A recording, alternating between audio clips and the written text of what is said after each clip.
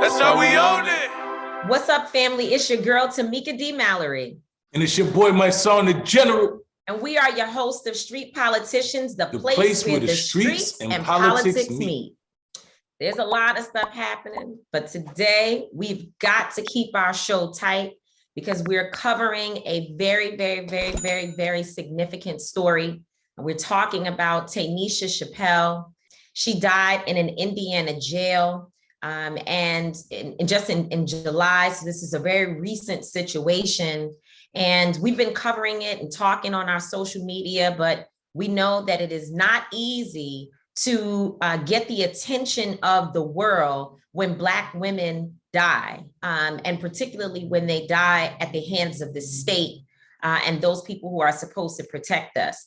And so it takes a lot of work, and I'm glad to see that many of the blogs are starting to pick up the story. I saw the Jasmine brand talking about it after I had asked them to please cover this situation. And by the way, just to give a shout out to Roland Martin, as he was the first journalist to take on the story of Tanisha Chappell from a very serious perspective. I mean, he put hours of recordings. It wasn't hours, excuse me. He put, a lot of the footage into his coverage to really give a serious view into what took place in that jail when Tanisha became sick and begged for help for hours. Literally for 2 days, she was sick and no one did anything to help her. And then she died. And I don't want to, give too much sort of in this sort of pre-context about the situation, because we're going to be joined today by her sister, who has been a serious advocate. She's really been on the front lines fighting for her sister, really supporting her mother. And she's going to be joining us, and also the attorney for the family, who many of us learned about and got to know through Breonna Taylor's family, because he was that family attorney as well. He still is. His name is Sam Aguiar, and now he is the attorney for Tanisha Chappell's family. And so he's going to be joining us also today. So we've got to save a lot of time to make sure that we get them on and are able to hear from them and really sort of just figure out what we can do. So that's that on that. But let's talk about what's been going on in the news, because there is a lot happening. I think that too many people are either so tired, so busy trying to get back into the real world, if you will. They've got a lot going on. That's one side. Then there are people who are just willfully ignorant, and some folks who are not necessarily ignorant, but just unwilling to deal with the stress of what is happening in the media. But I think people need to be very mindful that what we see in terms of this war that has just begun in the last few days, the last 3 days, we saw Russia go in and invade Ukraine. And a lot of people, I see them online saying, we can't be worried about other people's affairs.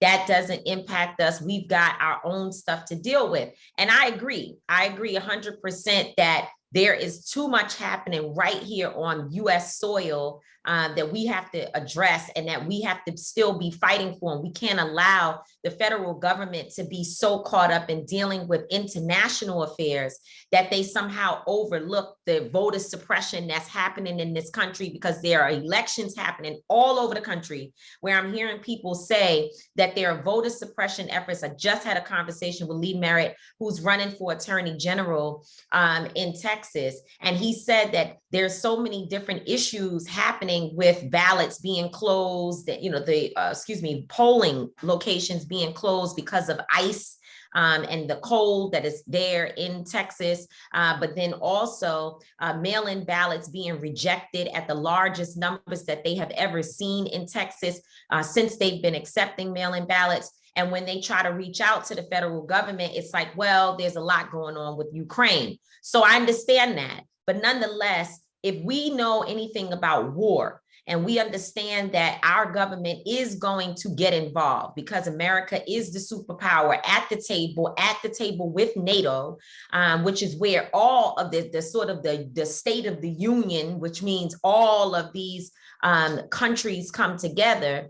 And as we get involved and we start putting sanctions on Russia, knowing that the previous administration already gave the keys to the castle to Russia. We know what they did with the election when Donald Trump ran against Hillary Clinton. We saw them with the bots online and the cyber attacks that we received. And so they haven't changed. In fact, they've already started to launch cyber attacks against the banking system and systems and other things in Ukraine.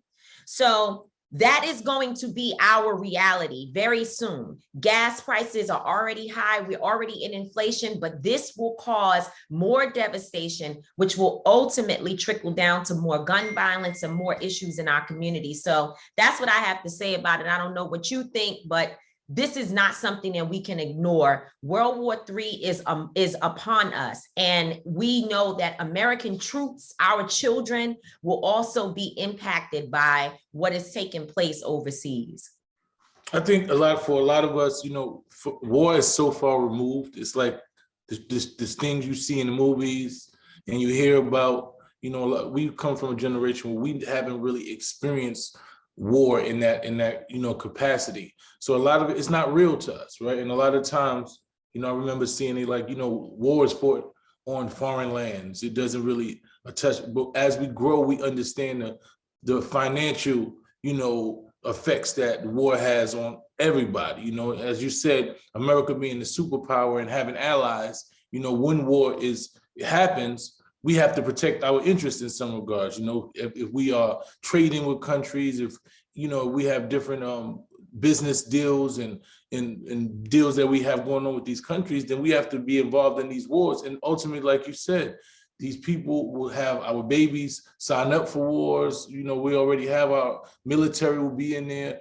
Lives will be lost. There's a lot of things that come with war. So when we think that it doesn't affect us, it's not really accurate at all. It's actually quite the opposite. It affects us a lot. We like you said, our previous administration pretty much gave Russia the keys. They were able to infringe upon our election. So if they have they have that technology and they have the skill level, when you talk about banks, our banking system and them being able to attack our banks and our money, then that's going to hurt us in a big way.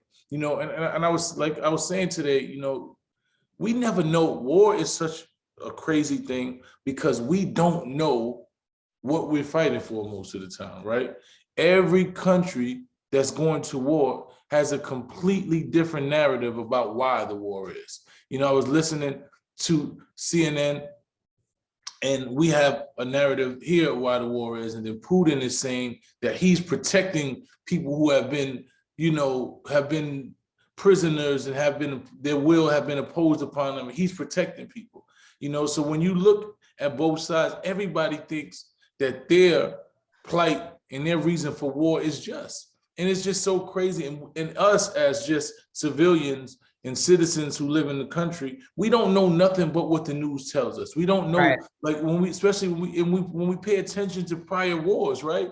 When we look about how the war, when drugs were and guns were being sent to different countries and they were being funded by one person, people were funding, and all these things, we didn't know what we were fighting for. We were told this was the reason we fight. We always told that this is one reason we fight, and then we find out years later that it's over something totally different. So, it's just an unfortunate situation. We just live in real crazy times, and technology makes it so much more easy to get information, but also to lie. To trick information, to give you misinformation and disseminate it so fast that nobody knows what's going on. So right now, I don't know what the hell is going on. I know what people are telling me we're fighting over, that Ukraine and Russia and everything is fighting over, but I actually don't know what the hell it is. And I don't think we ever will until, there's a whistleblower and somebody starts to divulge the information of what really happened. Because it's so ironic that as soon as, the prior administration was buddy with Putin.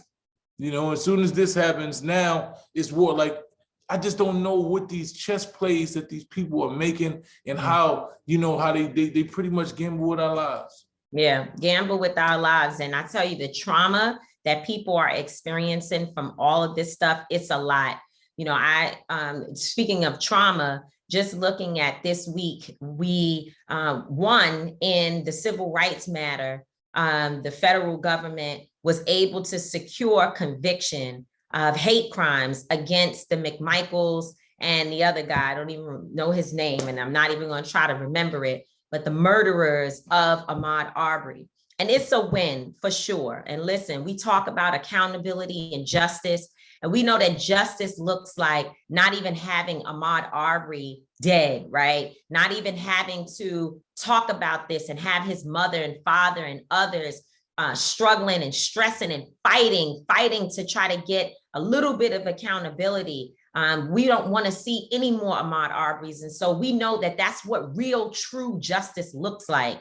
A world where our young babies, boys, and men, and of course, women as well. But in this particular situation, just thinking of a young man, that they would be safe. That's real justice. And accountability was having the men convicted in the state court, right? That was accountability. But I would say that the federal hate crimes laws starts leaning in the direction of justice only if we can get the federal government to look at this not as just Ahmaud Arbery, but to look at hate crimes that are being inflicted upon our people around this nation. And that includes policing. It includes just white supremacy in general. And that's what real justice needs to look like and what we need to be pushing towards. We can't stop, right? Because and I know the trauma, as you said, it's a heavy time because you go up in terms of getting a conviction of the McMichaels and in the Ahmaud Arbery matter, but then you turn around and in the Dante Wright situation, you have an officer only receive 18 months in jail after murdering this young boy. So we know that there's always pushback. And it's not going to be easy. Like, we don't get to fight a little bit or just win an Ahmaud Arbery and then the movement shuts down and people go home, because you still have the Dante Wrights and so many other people that need justice. And so, you know, I'm happy that it happened, but I can imagine what Wanda Cooper and Ahmaud's father, what they have been through. Yeah, they've been through a lot, man. And, you know, just looking at this whole situation, like you said, it's moving towards justice. It's definitely accountability, but it's moving towards justice. And, you know, they actually declared February 23rd Ahmaud Arbery Day. Mm-hmm. So, you celebrate, we would rather, I know the parents in the world would rather have Ahmaud Arbery, but you know what? Arbery. His name, Arbery. Okay. Arbery. I apologize, Miss Cooper, don't kill me. But yes, the world would rather have, and I know Miss Cooper would definitely rather have her son, but to see that change is slowly happening because of a situation and people are being held accountable and we're moving towards justice, you know, is definitely something that makes us believe that our fight isn't in vain, you know, because I'm not gonna lie, being a part of this movement, being on the front line, sometimes it's, you know, you get to air out your whistle, man. It's just like, man, we just fighting a no-win battle. You know, like we always say, our goal is to never have to work again. You know, we don't have a job, we got to go. So put us out. That's right. That's right. You know, unfortunately, that's not the reality. So we just gonna keep on fighting, moving in the right direction. You know, and we see. Shout out to Wanda Cooper for calling out the DOJ and everybody in between. And shout out to Kristen Clark. She is the Assistant Attorney General for the Civil Rights Division at the Department of Justice. And I know her very well. And I know that her heart is really in this and that she wants to do the right thing. But nevertheless, when you work within the system, just like us, we work in the movement, we get challenged all the time. She's going to be challenged also. Her back is going to be pushed against the wall. Merrick Garland, he as our as the top cop in America, his back is going to be pushed against the wall. I don't care how many times he cries on TV, how much they make it sound like they so upset, and everybody, people are going to push them. And Wanda Cooper called them out and said, if it had not been for us fighting to stop you from giving a plea deal to these men, where they would be actually have to go to court and face the music for what they did. They can't just cover it up and disappear. No, they got to go to court. That's what she wanted. She wanted them to be convicted in the court, and they did it. The Department of Justice did their job after being told, no, a plea deal will not work. The community stood with them. And so shout out to Ms. Cooper for standing there and saying, I'm the one. We made you do this to get this conviction today. Yes, Ms. Cooper is badass. She don't play no games. That lady don't play no games. First time I met her, I never saw her smile one time. No, she never smiled. She was always there. She was loving. Very loving, but the smile was not there, man. She warmed up to us and she became our family, but that lady don't play no games. She doesn't. So we were honored this week. I wasn't able to go because I was one of those people in contact with the lieutenant governor of New York State, Brian Benjamin, who contracted COVID, and he was positive, and we were hugging and whatever else. And so I had to get tested, and PCRs take 24 hours and all of the things. So I wasn't able to be there, but we did receive a special honor this week. You attended, you were honored as well. So tell us about what happened. Yeah, shout out to the Windows of Hip Hop.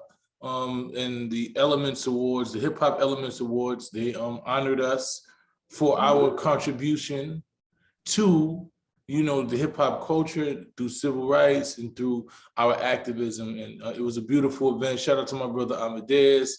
Shout out to Melly Mel, Grandmaster Cass. Shout out to Vanessa L. Gibson, who was in the house. Our Bronx Borough President. It was a very nice event.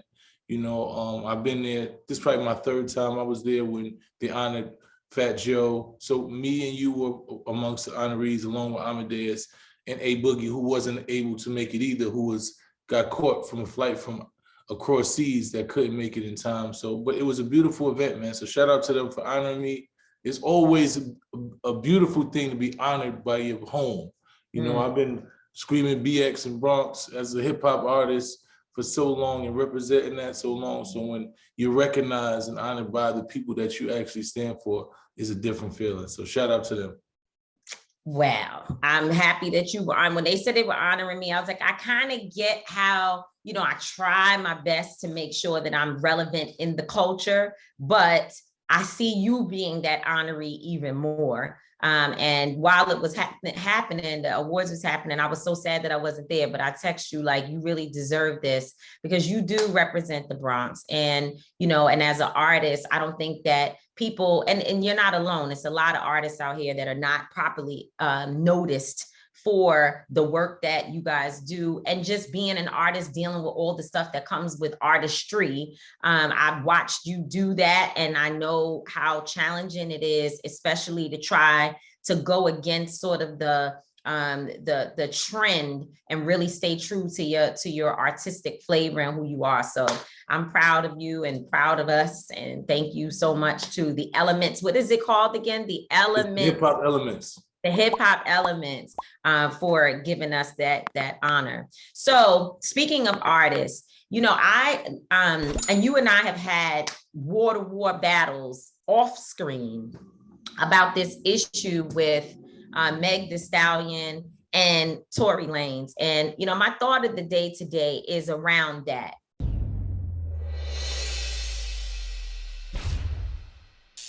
I think my thought of the day is that Black women are so tired. We are so tired that it's at the point where I'm so triggered by what is happening to Meg Thee Stallion that yesterday, among my own being tired for everything that I have going on, I literally started to cry. It's not that there are people out there who probably are like, oh, that's because you just have decided that that Tory Lanez shot her. And you and I have had debate about this, because when she first said that she was shot, which, by the way, she didn't say anything in the beginning, but at the time that she was certainly being antagonized by him, and she came out and said, you shot me, you were an advocate from then to say, why would she lie? If she says that he shot her, then I'm going to believe her until he proves that he didn't. And there was a lot of back and forth about that. And eventually, after you and I went back and forth, and my position wasn't that he did or he didn't, but my position was more so that because there is so little information out there, the way in which you advocate for her, you have to be careful, because he could go out and start suing people, saying that folks are, making accusations against him and defaming his character, and you might be caught up in that. So, we went back and forth on what was the best way for you to approach it. And then one day I woke up and saw that you posted that, you know what, I've thought about it and I want to apologize for the way in which I'm stating this, because I don't know exactly what happened, but I just don't believe that this woman has a reason to make up a lie. So I know you had some back and forth, all of that, all the things that happened. So I sat and really have just watched, which I would hope that most people would do the same thing, right?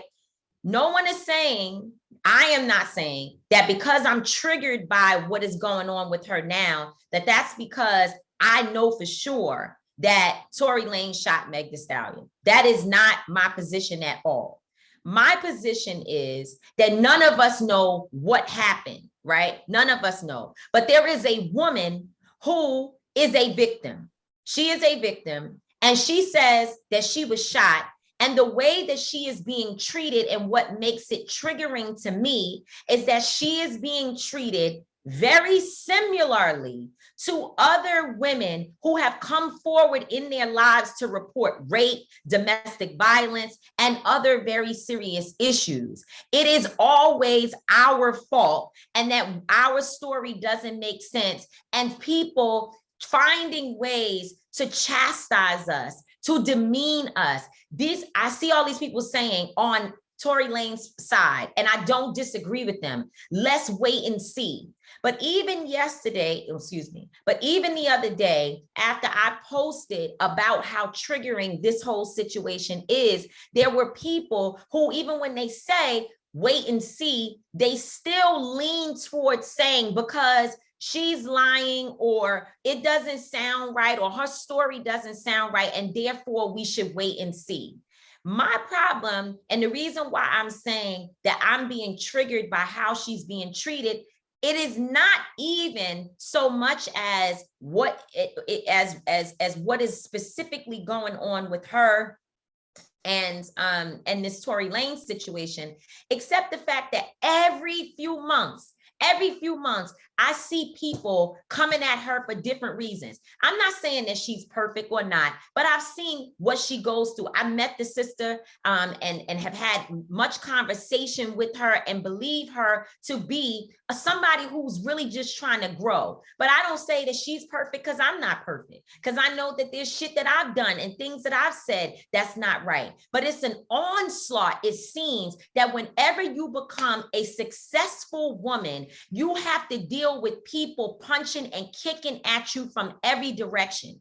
And in the last week, this woman has been fighting with men, fighting with radio hosts and TV people every single day. There's been something, and it's really, really, really triggering. Like, I'm exhausted. Black women fight, and then we have to fight Black women too. Because in most of the blogs, you see a lot of Black women, you see a lot of fake pages, and you see a lot of Black women out there talking down and saying that she's, I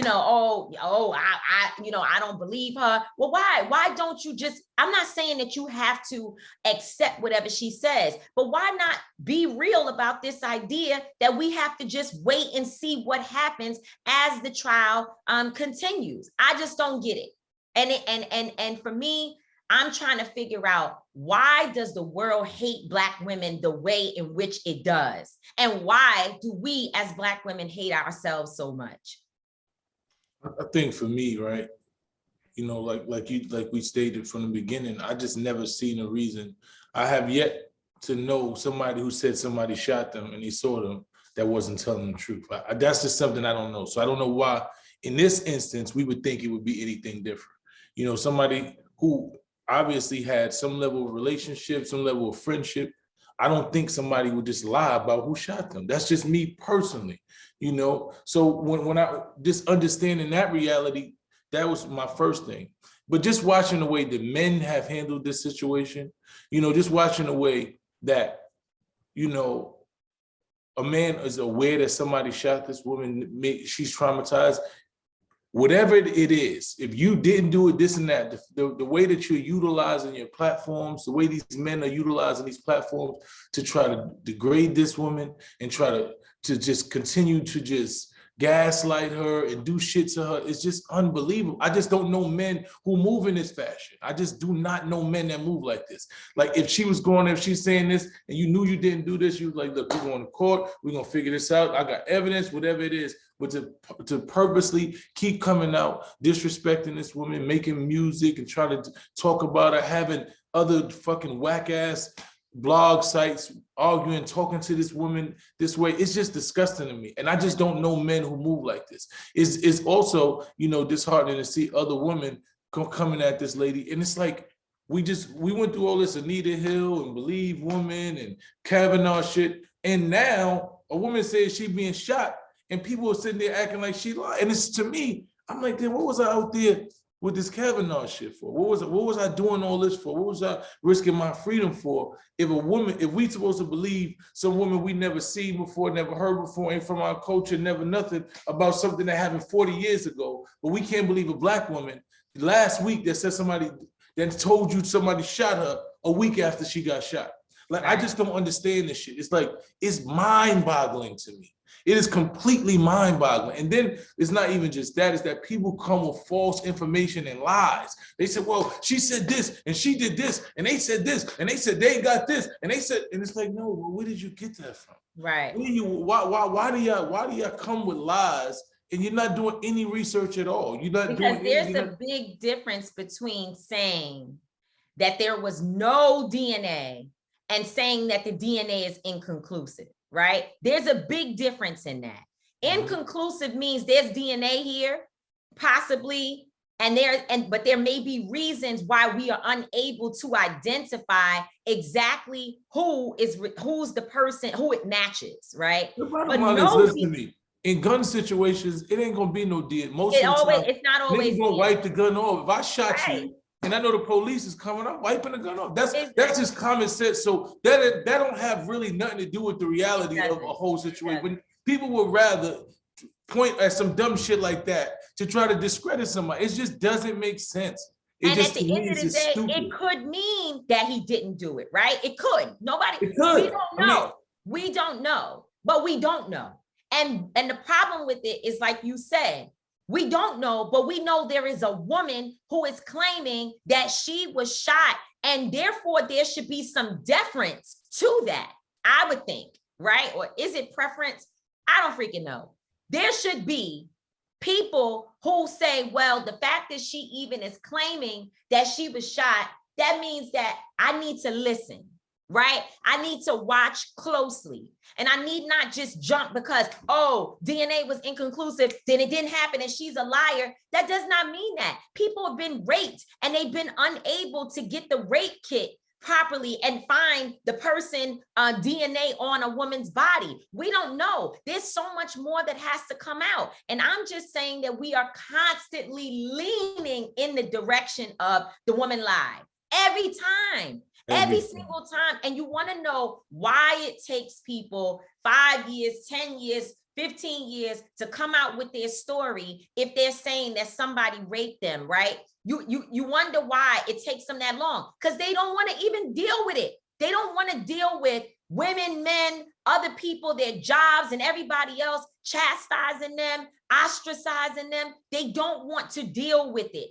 It's just so hurtful. Like I could just break down because, and again, it's not because I'm sitting here saying, oh, I know for sure, I know who shot who and what happened. No, I don't know. But I know that that Black woman deserves for people to really seriously, to take seriously her claims and to stop victimizing her over and over again. Then they said, well, she's doing the same thing because she's online saying she's fighting for herself. She's fighting for herself. Yeah, maybe she shouldn't. Maybe I shouldn't have either. When people were coming at me and I got people lying on me saying I'm stealing from their children's memory. And I got people lying on me, making up stories about all kinds of shit. And sometimes as a human, especially as a woman who feels like I don't have people in my freaking corner, sometimes I go to my page just like anybody else and I say things that maybe I shouldn't say. But we're humans. We're humans. That woman is fighting for her life. She's fighting for her life. Maybe she don't really know. Maybe she think he shot her, and maybe it'll come out in court that it was the person standing next to her. I don't know. She may not know. Maybe she does. I don't know. We don't know. But what we do know is she know it was fragments in her foot. She knows she had to go to the hospital. What I'm gonna say is this: I believe the woman. If somebody shot me, I know who shot me. That's it. I don't give a fuck. Nobody's gonna convince me that I don't know who shot me. I know who shot me. Right. And I'm always gonna know who shot me.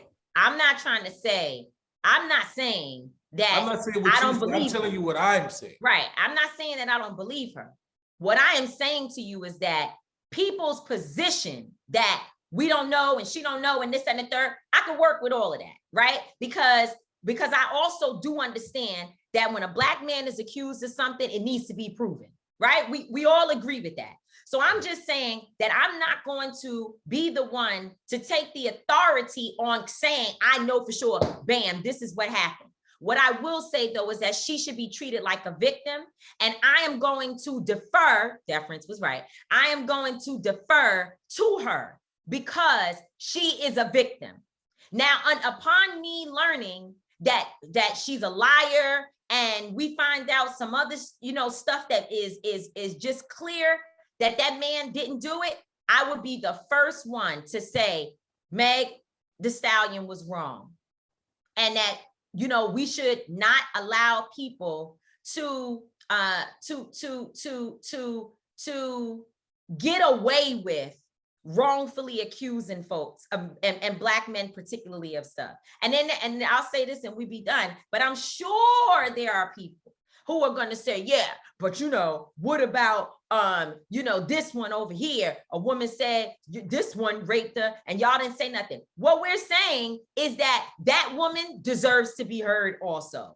Woman over here, a woman from my childhood, the woman down the street, the woman with Brett Kavanaugh, the woman with everybody that you're talking about, all these women deserve to be heard, period. That's how we own it. That's how we own it. So as promised, we're being joined by Ronesha Murrell, the sister of Tamika Chappell, who died, as I said, in an Indiana jail after having been there. She was apprehended and had been in jail for some time. I believe she was there for 3 months and was waiting to face a trial, if you will, or to go to court for the charges that she was there for. And somehow or another, she got sick and died. And people, as far as I'm concerned, don't care enough. We have seen video. We are watching video, which you have seen some of it already in this show, and we'll see more of how her last hours of life were so traumatizing and inhumane. And yet to get international attention for this young woman, we haven't seen it. And a part of it has to do with Tamika being a woman, because we know that too often women are ignored. But then when we talk about the prison system, jails, there's men, women and people of all different gender choices, if you will, who die all the time, and nothing is done about it. The system is flawed. And the way in which Tanisha died, if we don't raise our voices about this, who cares what they accused her of? When you get inside of the jail and you haven't even gone to trial to be convicted of said crime, there is no way the treatment should be inhumane. I don't care if you murdered 20 people. Still, there is supposed to be human rights inside of a jail. And what happened to Tanisha was not. It was a total violation of her human and civil rights. And I don't know, Mice, if you want to jump in before we bring Ronesha, who has been such an advocate for her sister, to speak on her family and what they're going through.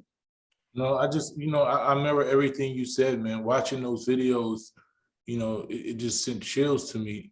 And being formerly incarcerated and understanding the likelihood of that happening on a regular is even more, because when you try to explain to people that that's what happens in prison, or jail, they don't believe that. They don't believe that the disregard for human life when you're incarcerated is that high.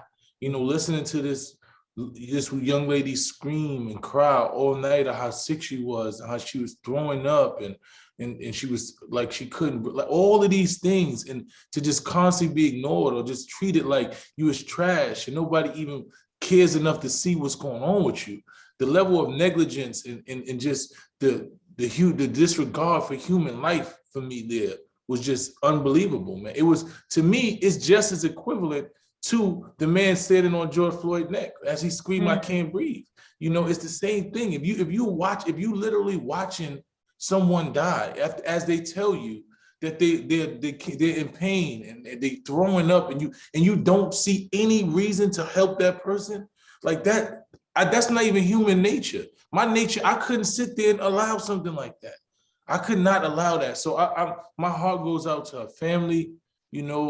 I met Ronesha, and the passion that she has, knowing that she has to take on this fight for her sister, for her family, is just something that I respect and I understand, man. It's just no way that the world should not be screaming bloody murder after watching that video and hearing her cry for her life like that. It's no way. It's just no way. Well, Ronesha, thank you for joining us. And listen, thank God we have a video, right? Right.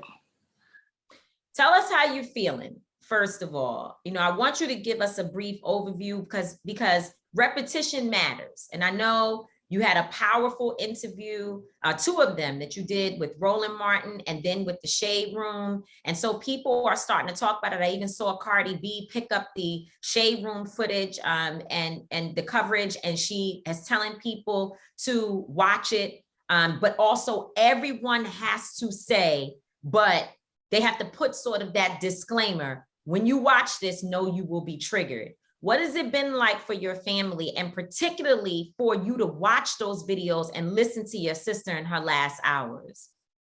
Ooh, it's been sickening. Like, I have to, it's been so many times I've watched it. So it's kind of like, I'm not numb to it, but I've watched it so much. So it's just like, when y'all see it, it's like, I done seen this 1,000 times and it don't get any easier. But I've tried to come to terms with certain things and just been an advocate for her. I think it's disgusting. Keep watching it. The people who's in there, it makes me more angry. It makes me more mad. How could y'all? Y'all just don't have a good bone in y'all body. Y'all evil. It's just pure evil to watch somebody scream for hours and cry for hours and you do nothing. Disregard her. None of her cries went heard. It didn't matter. It did matter. And she had been calling you guys. What was she saying on the calls with the two, with you and her mom? Mom. With my mom, she called my mom and let my mom know that one of the officers said, "Do you know the easiest way to get away with murder?" And she was like, "No way." And he was like, "Be a cop." And she was like, "Why would you say that to me?" And my mom was like, "Well, try to get his name or his badge or whatever." And then she had called me and let me know that she was jumped and she was cut in the neck. She also called and let me know that someone had put something in her drink. her pickle juice. She also let me know that they were saying racial slurs, putting nooses on her bed. She cried, asked us to get her out, like she can't do it no more. She even said that if we didn't get her out, like, you know, we'll be trying to transport her dead body back to Louisville, back to Kentucky. So she was definitely trying to warn us. And there's audio of that, of her saying, if you don't get me out of here. Everything that I just told you is full audio of it. Wow. Wow. Mysonne, I don't know. Well, so let me ask you this. From a legal perspective, after all of that, now, did they have the videos at the time that, obviously they did. Do you believe that the district attorney saw these same videos? Because you guys were waiting, they were released after the DA. We were told that everything was submitted to the DA. We was told everything was submitted. So the DA watched these videos and determined that there was no wrongdoing and no reason. From my knowledge, yes. But you have police getting police. I don't know who could watch that video and not see levels of negligence that are actually criminal. You know, there's an intent to watch this woman die. Like, when, as an officer, for you to constantly walk by or just ignore someone who's telling you that they're dying. Like, I don't even understand how there's no negligence in that, you know. But for the people who don't know Tanisha, you know, who the only thing they know that she's a girl that was inside of a jail, right? I want you to just give us, you know, just a brief description of your sister and explain to us about who she was as a person and, you know, how you know her to be. My sister, she was the baby on my mom's side. She was funny, like she loved to dance. She was outgoing. You could tell she was younger than me. So she just had a spirit, like she made you love yourself. Like she lived life so unapologetically, like not in a box. Whatever she felt, she always spoke. Like she would just make you laugh. Like she was literally the vibe. Like she loved to come in, turn things up. She loved kids. Like she loved her daughter. She loved my nephew. Like she just was really good with kids. Like she had a smile. She had like these little stick ears. I tell people, like, when you got little ears, you mean you're stingy. Like she was just so sweet. Like she would laugh, joke, come over, make you feel good about yourself. Like if it was something you was down about, she was gonna uplift the situation. So that's a person full of life. And the way that she died is so traumatizing. You mentioned her daughter, and you know, I'm hoping, which you can't really, because of social media, you can't really protect even these kids from being able to see so much traumatic stuff on the internet. But has her daughter actually been privy to like what exactly happened to her mom? Yes, she was actually out there the day we rallied in Jackson County. So she's definitely aware of what's going on. Like I speak with her. I mean, she has her days, but she's very tough. Like she mimics her mom. She's with you. She stays with you, right? She stays with her dad. She's around me a lot.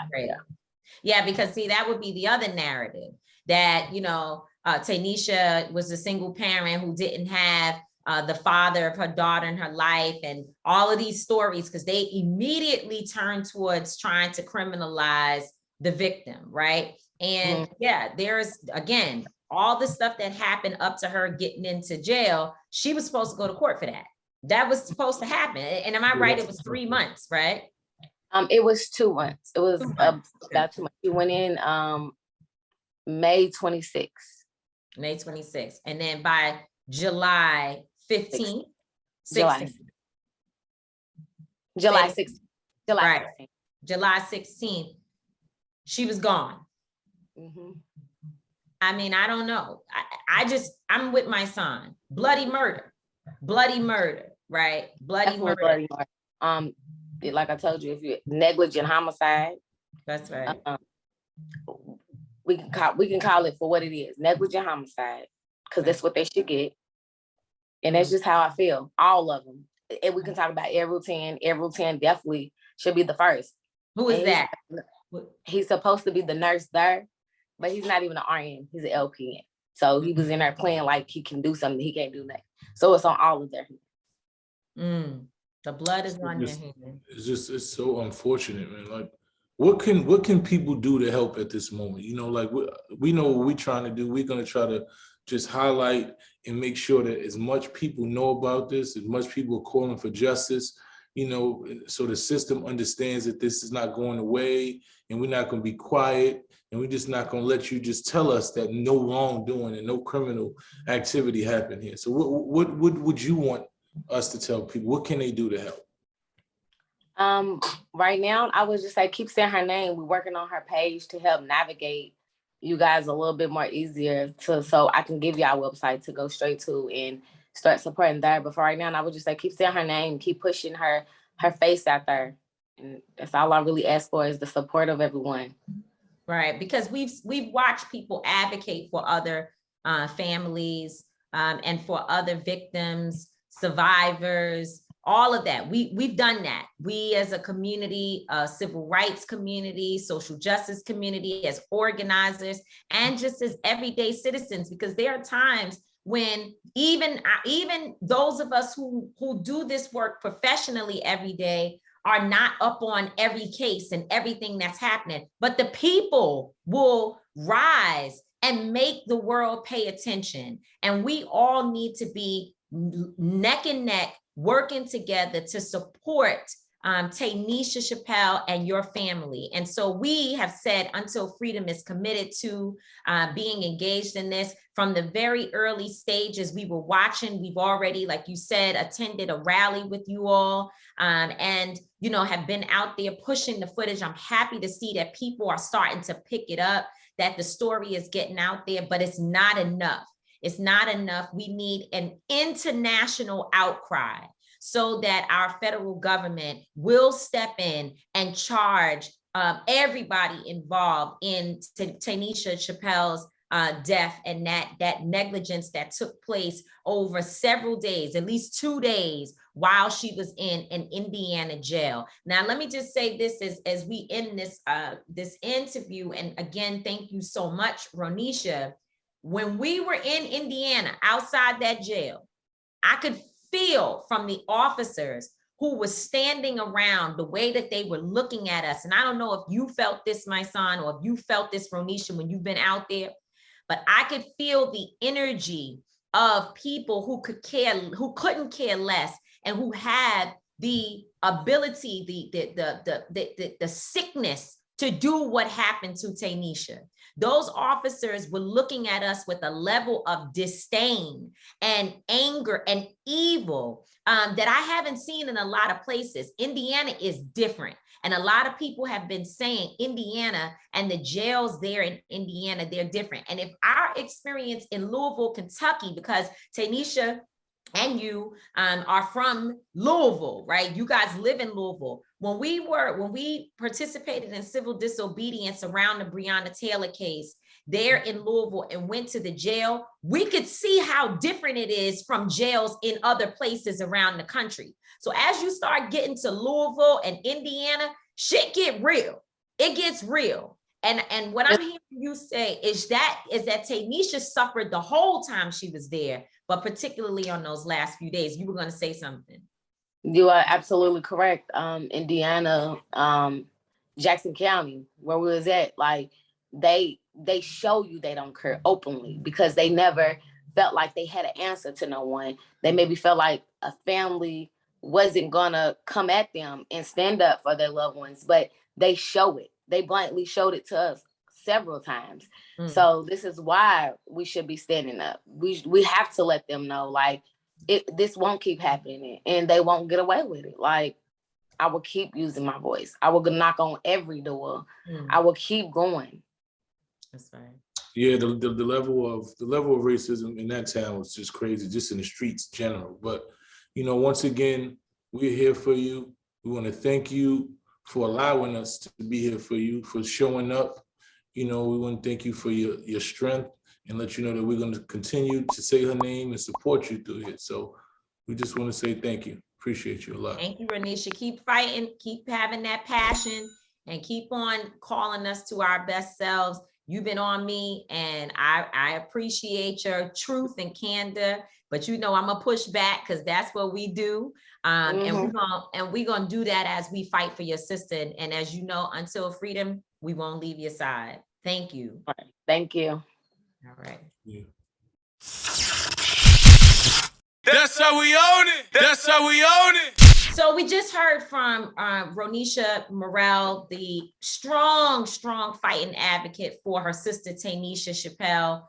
And this next guest, as we've said, he's been on Street Politicians in the past. We know him as the attorney that really has been fighting for the family of Breonna Taylor. And now he is the attorney for Tanisha Chappell's family, and is really trying to figure out why in the hell, I'm saying it on his behalf, do we keep going through this with Black women, and being an advocate for us as Black women, and these two Black women particularly. And so we are glad to have attorney Sam Aguiar with us today. And we really want to take the time with you, Sam, to understand, we already know the story, right? We've walked through the story. We've been talking about it. This is not the first time that we've talked about Tanisha Chappell on this show, but we've got to figure out what is next when you have a district attorney finding no wrongdoing, even with seeing the videos. And I asked Ronesha today, does she know whether or not the district attorney saw all of the same videos? Because perhaps they didn't have the information. She said, as far as she knows, they did. That's what she said, right, Mysonne? As far as she knows. Yep, that was what she said. So welcome to the show, first of all, again. And did they see those videos and then make the determination that there will be no criminal charges? Yeah, so thanks for having me. It's good to see all of y'all. I love following everybody on the Until Freedom team and everybody on the Street Politicians team. Now let's get to business. So when we say district attorney, these folks got to realize that we're not talking about somebody you think like up in New York. We're talking about, Jackson County, Indiana. Jeffrey Chalfant there was probably one of 5 prosecutors. He's also the prosecutor that charged Tanisha initially. To give you the quick answer to your question is, I highly doubt, Tamika, that he looked at a damn thing. I think that this was cooked from the beginning. I think that, the sheriff, you see him online, he's buddies with the prosecutor, and then you look at this prosecutor, he's buddies with Indiana State Police. I think that Indiana State Police probably put together a narrative that he then, adopted. And justice is not going to come from this guy or this county. This is the classic case for, Title 18 USC 242, deprivation of rights under color of law, federal criminal civil rights violation. If you're willful, and you make someone suffer in violation of the 4th, 14th, 15th Amendment, whatever it may be, that's a crime. Mm-hmm. We've seen the video. That's what's going on here. It's criminal. It's actually unbelievable, and that's what I was wondering, like, what is the statute? So when you say those laws, there's literal statutes and laws that describe exactly what happened to Tanisha, right? So when you hear those, that's exactly what you just said, is exactly what I seen as that woman laid inside that cell and screamed and cried and said she was dying, and the neglect, the direct neglect and intentional neglect. And it seemed that it came from a personal space. It seemed like there was anger, like they just had a disdain for this young woman. It just seemed so intentional.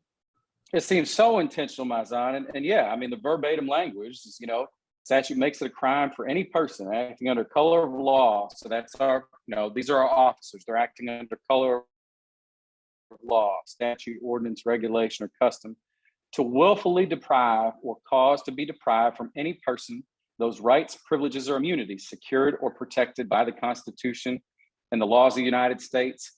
Everybody has a right to medical care. When you're in the jail, if you need to see a doctor, you have a right to see that doctor.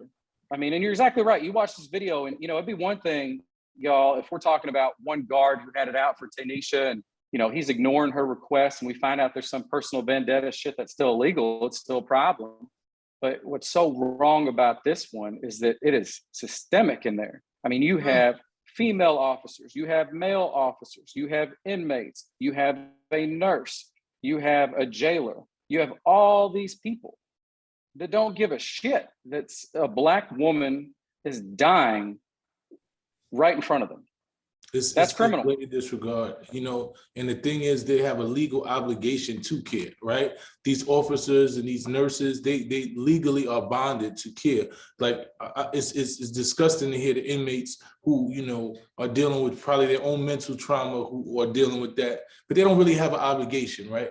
But when we talk about these officers, legally, they are obligated. It's part of your job to make sure that someone gets medical attention. I'm formerly incarcerated, and I understand that every time that we went to that bubble and said, hey, I need medical attention, they had to call and get us medical attention. They not to tell you that you have to wait, especially when you telling them that it's a life or death situation. Mm-hmm. But what about That's exactly right.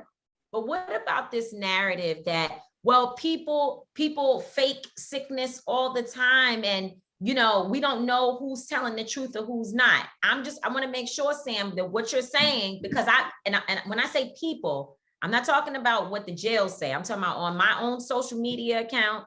And when I've been talking to other people advocating for Tanisha, I've had people say to me, well, how would they know she was really sick? Because people fake all the time. What's your response to that? Uh-oh. Well, my response is a lot of things. First of all, just to correct, or just to make sure people understand too, Tanisha was a pretrial detainee. So, even if you were imprisoned and you're convicted, you still have your constitutional rights. But Tanisha, she was just being held. She had every right that every human being outside of jail has. But this whole narrative that we hear of, oh, inmates might fake this, might fake that. We're not talking about 10 minutes of Tanisha here saying, I'm sick to my stomach, take me to the hospital, and them saying, we're talking about 8:30 at night, I'm throwing up blood. I've got the jail policies. I've got the American Correctional Association policies. Any policy that you pull up that's going to guide how nurses and doctors are supposed to do their job tell you that blood and vomit is a big damn deal. Then we've got officers that see the vomit in the blood. Then we've got her jaundiced and turning yellow. Then we've got her literally stumbling, trying to push something on the wall that she thinks is the call buzzer, that's not the call buzzer, while she's naked, other than the fact that she's got, her netties on that are covered, in her green waist, and she collapses on the ground. This is basic humanity here. This is basic humanity. People with their pets would not let them suffer through that. Yet this woman right here was being looked at on camera. She was being looked at by inmates. She was being looked at by guards. She was being looked at by a nurse, and they're all just turning their cheek and going the other way. So I don't want to hear that excuse from people that, oh, well, you got to take inmates, you can't take them at face value because they're all say they're sick. This woman was sick. This woman was sick. My 9-year-old could have looked at her and said, Daddy, she needs to go to the hospital now. And that's some bullshit. Right? If I say I'm sick, you don't get to determine whether I'm telling the truth or not. That's part of the job. Every time an inmate, a prisoner, it says that they're sick, it's your job to find out whether they're sick or not. And that's part of the job. Did the nurse see her? Did the nurse see her physically? Oh, let's talk about this nurse. So first of all, he's, I've talked to like 50 former inmates in this place, and they all got things that kind of bounce around a little bit, but the one common theme is that this nurse is a piece of shit, okay? I mean, he does not care about these people in this jail, and he's an LPN, so he's not even an RN. So, but yet they got him in there playing doctor, and it sucks, Tamika, but I mean, these cases, it always, you always see a racial component, you always see a financial component, and in this right here, there is deliberate indifference to her because of the color of her skin, period. But there's also this nurse in this jail that charge $15 a pop for everything they do. So what they do is they'll pretend to be looking at you, but then they'll say, come on in later, so they can charge them $15 a pop. Well, with her, this nurse, just so you know, two people they reached out to the nurse the night before she died and said, hey, we got two people complaining of illness. One's got chest pain, the other one's vomiting blood. He sends the white person to the hospital and tells her, says, Tanisha's got to wait till the morning. The nurse comes in to see her at 8:45, and she immediately says to him, I've got sickle cell disease. I've got ulcers. We got the recording. You can hear it. She's barely audible. He doesn't give a damn. He says, okay, make sure somebody brings her, a Pepto-Bismol or a Tylenol or something. Then he leaves. He's gone after that for hours. But then he does come back at 2:30. And you know what he does? He says, put your clothes on so I can come out here, walk out here so I can see you. Well, she can't. She can't physically do it.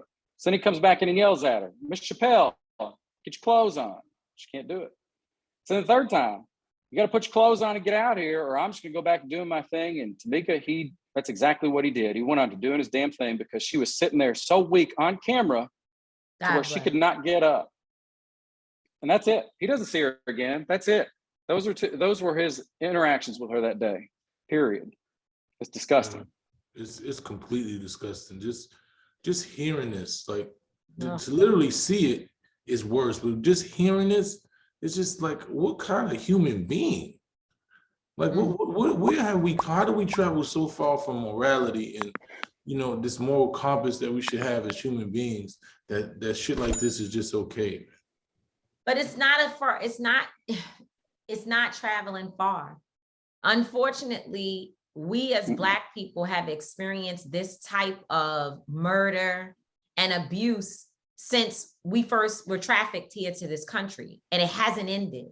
And the prison system has been a continuation of that abuse. And what is really startling to me, Sam, is that they knew there were cameras and they still did this with it all being recorded. That didn't change for them, like, well, we have to be more careful on camera. They still basically killed this woman right there in broad daylight with it being taped. Now, let me just ask you, and I know you have to go because we want to get one more thing from you, but what now? So I know we said the feds have to get involved, but what type of charges are we looking for to be filed, or to how do the indictments work? Like, if you had it perfectly, what would you see happening here? Yeah, if I had this perfectly, it would be filed under the statute that I just gave you, which is deprivation of rights. It's think civil rights from a criminal standpoint. Calls to action, DOJ. They've got, they like to hold their cards close to their chest. I know that there's people in there looking at it. The sheriff runs for re-election this year. His ass needs to go. He needs to go. Tanisha was put in there on a $50,000 bond. Then Indiana needs a damn bond schedule. I mean, she was charged with shoplifting and running from a police officer that pulled a gun on her, and she got hit with a $50,000 bond. There needs to be a bond schedule in Indiana. People need to be able to get out. There's definitely, hopefully, justicefortanisha.com should be up by the weekend, and it'll have a call to action where people can definitely just at least consent to, or not consent, but authorize sending emails and mailers and just putting some pressure on, because there's just not enough pressure right now. Yeah, there's not enough pressure. Not at all. Not to my liking, man. I just think that, like I said, the world should be screaming bloody murder, man. The way that this woman was treated and not treated is just unacceptable, man. So, you got us, Sam. We're gonna be right here. We've already committed to the family that we're gonna make sure that we're yelling and screaming, and whoever will listen, we're gonna let them know about this situation. Yeah, I mean, absolutely. Well, we appreciate y'all so much.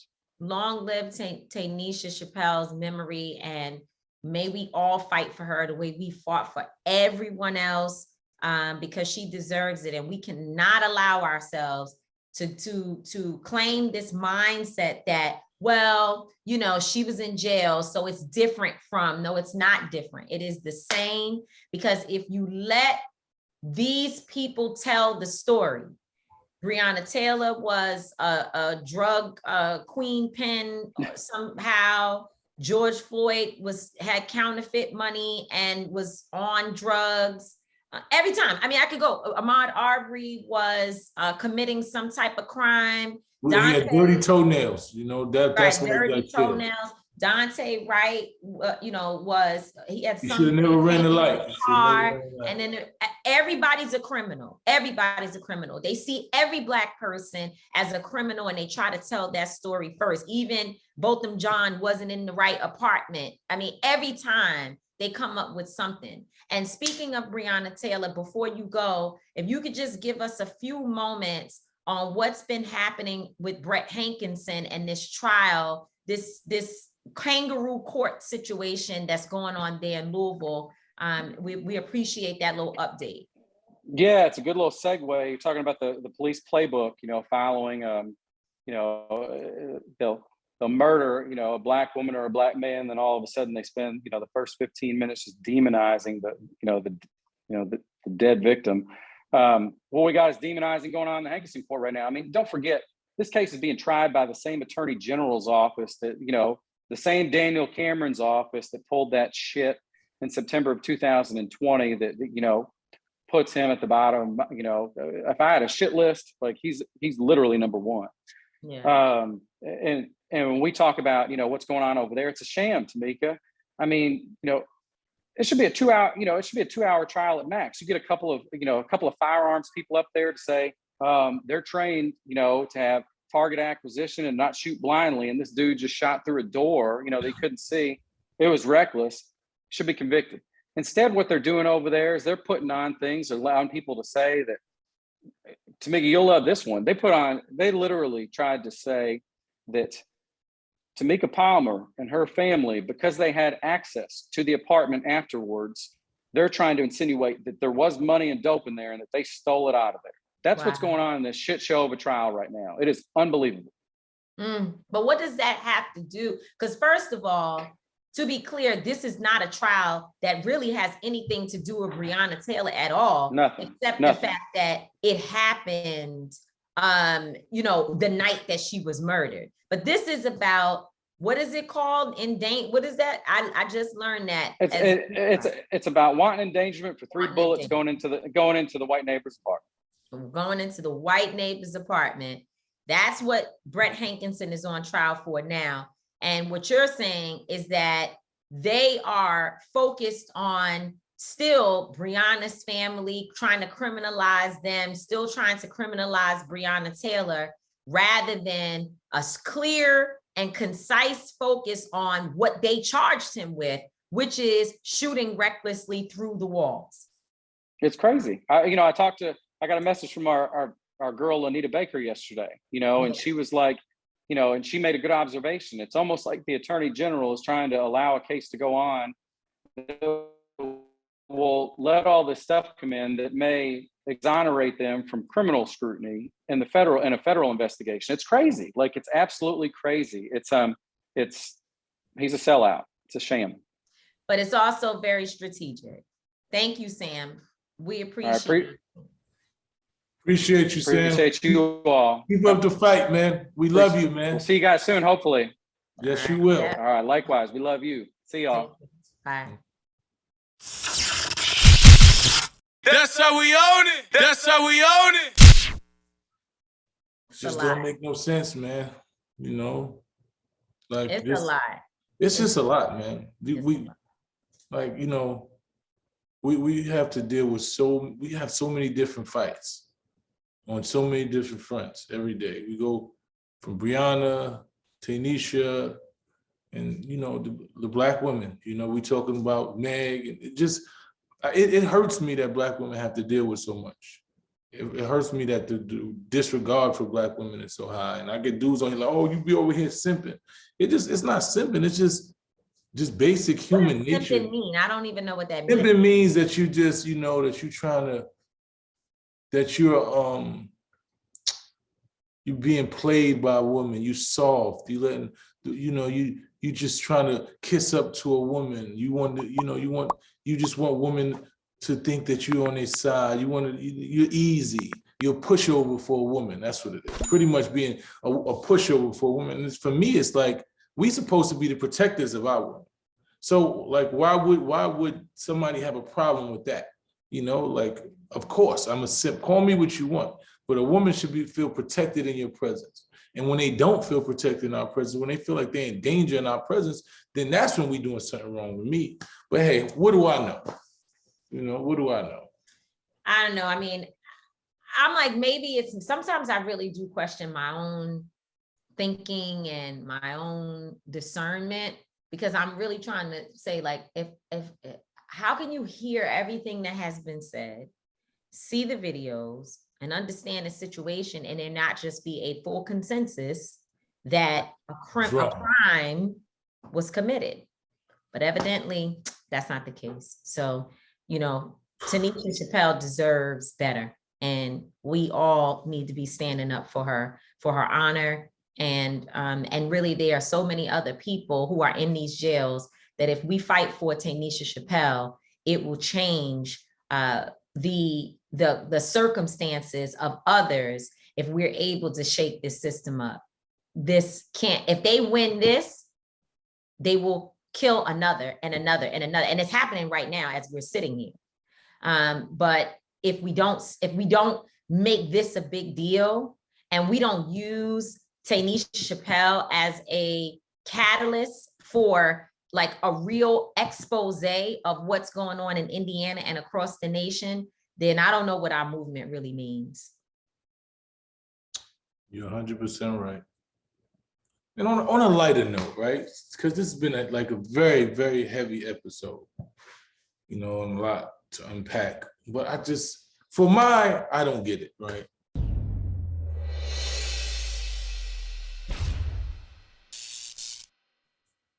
I do not get why in the hell do the Knicks keep destroying players?